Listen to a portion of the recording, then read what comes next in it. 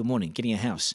Getting a house deposit is getting harder as house prices continue to rise. Not as fast as they have been, but they're still rising. So how can you scrape together a deposit, or how can you help your children into their first home? Are you in that position even? Debbie Roberts from Property Apprentice joins us now. Debbie, g'day, good morning. Good morning. Hard to get money at the moment from the banks. Yeah, it's definitely, the lending criteria are quite tight at the moment, and the Reserve Bank restrictions have enforced that to a huge extent as well. Will that loosen once the banks find the equilibrium or whatever it is? Well, potentially. I mean, there's some noises around that the Reserve Bank restrictions might get lifted a little bit in November when they announce their new policy. So, yeah, so there is a chance that the restrictions could be lifted a little bit. Right, because when they took those interest rates down there a bit lower, I thought that put some movement back into the market, did it? Yeah, it did. And, I mean, the responsible lending code that the banks have all got to work within now does mean that, you know, they're a lot more careful who they lend their money to, which is a good thing. But they are audited on this, aren't they, by the Reserve Bank? So yes, they can't get around the rules. Yeah. Are people getting money? Yes, yep, definitely. So it's one of those things that when the market starts to quieten down, and I mean in Auckland we've had a quiet property market for 3 years now, so the market has been a lot slower. It's starting to slow down in a lot of places outside of Auckland as well. So the flip side is that when the market starts slowing down, people are less interested in buying property, even though that's a really good time to buy. So I keep saying that just about every session. And so the thing is, I think people also are gobsmacked by what is available in terms of help for first home deposits. Can we run through some of the definitely some of the options? Because I think some of the options that are out there are kind of like New Zealand's best kept secrets. Why don't we promote them I more? don't know. So that's my job today. Yeah, so let's go. That's what I'm going to talk about. Yeah, there we go.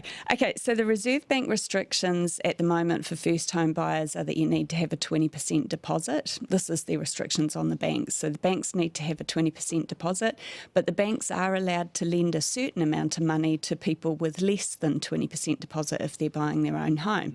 So I think something that's really helpful is to get in touch with an independent mortgage broker, because they work with all of the different banks. They know which banks have got capacity to lend above 80% if you're a bit shy on deposit. And it's almost like an agent. They go in there doing the work for you, so you don't have to front. And it doesn't cost you anything to work with mortgage brokers. They get paid by the banks. Right, so okay. And they'll come back and recommend what is available. Yes. Now, in terms of the grants, there are grants available, aren't there? There are grants available. So first of all, you can use Kiwisaver to help fund your deposit to buy your own home if you've been in Kiwisaver for at least 3 years. So there's a grant available called the Home Start Grant, which is linked to Kiwisaver. And this is really cool. And this is one of the things that I think a lot of people don't know about. If you've been in Kiwisaver for 3 years, you can qualify for a Home Start grant for up to $3,000 if you've been in it for 3 years. If you've been in for 4 years, that's $4,000, and this is per person that are buying the house. So if you're a couple, you double that. If you've been in there for 5 years, that's $5,000 per person. Right, so this is new builds or? No, new builds, you double the figure again. So new builds, yeah, exactly. Like, how do people not know this? They don't know, because if the media might have said it once or twice. Exactly. But people miss it. But this is huge. So, like, if you've been in Kiwisaver for 5 years, for example, and you're a couple and you've both been in for the same amount of time, that's $10,000 to boost your deposit. Times 2. And if you buy a new build, then that's potentially 20 grand. 20 grand to help Free you out. money. Yes, exactly. You have to live in the house for at least 6 months. Oh, that's easy. If I could play devil's advocate, something I don't like to do that often, doesn't sit well with me. But if you've been able to scrimp together a deposit using these mechanisms you're talking about, you still have to service the debt.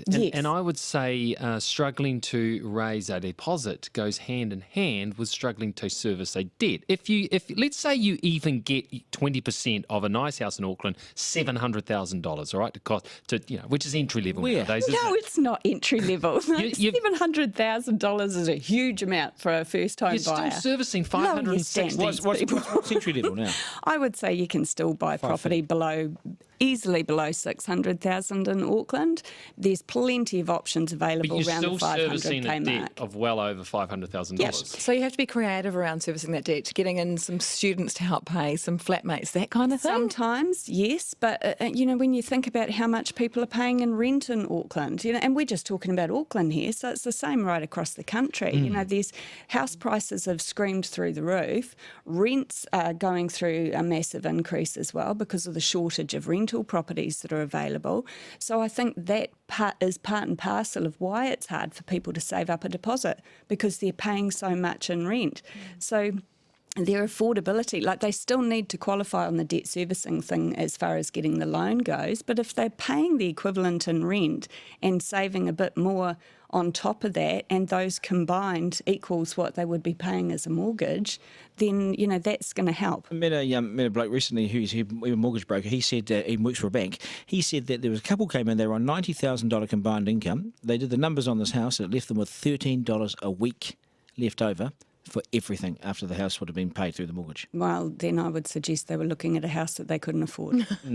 Just Call me opinionated. But it shows how tough the market is too. Yeah, it does. First-time But I buyers. think also a lot of first-time, and this is where I start to run the risk of sounding like people's mothers, but it's like, It's okay. I think Yeah, it's some not gonna be people in the- need to lower their standards. Your first property does not have to be your dream home. Or just like your get parents' your foot house. on the property ladder. Exactly. Or in the Exactly. place that you work, it can, Really good point you make there, because I still don't believe that I have found my dream home. I'm still in the market. I'm still trying to climb that property ladder to Yeah. get to my dream home. It took us 20 years. It's aspirational. Took us property. 20 years to get into the property that we think is our lifelong Buying home. houses in Auckland is affordable. Don't listen to the negative Nancy. Debbie, Exactly. nice to see you. Nice to see Thank you you so too. much. Mark, if you painted your top step, it might be your home, your dream of your home, whatever it is, your fancy house. We're going to tile it in slate, Duncan. All right? Slate. How 80s. 8 minutes away from 9 o'clock.